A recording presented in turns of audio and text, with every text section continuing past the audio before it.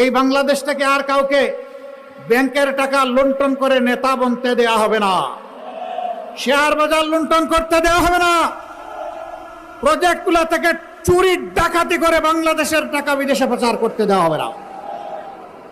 যে 28 লক্ষ কোটি টাকা চুরি হয়েছে, বিদেশে পাচার করা হয়েছে, আল্লাহ তাআলা আমাদেরকে তৌফিক দিলে মহান আল্লাহ সাহায্যে বিইজনিল্লাহ ওদের মুখের ভিতরে হাত ঢুকাইয়া পেটের ভিতর থেকে বের করে আনবো ইনশাআল্লাহ। সেই টাকা রাষ্ট্রীয় তহবিলে জমা হবে ইনশাআল্লাহ। এই দিয়ে যে এলাকা যত বেশি বঞ্চিত হয়েছে ও যে এলাকাকে যত বেশি নির্যাতিত করা হয়েছে, সেই এলাকা থেকে ইনশাআল্লাহ আমাদের উন্নয়নের যাত্রা শুরু হবে। এখানে মামু খালুর কোনো টেলিফোন চলবে না, এখানে প্রধানমন্ত্রী এবং প্রেসিডেন্টের বাড়ি কোথায় এটা দেখা হবে না, এখানে ন্যায্যতার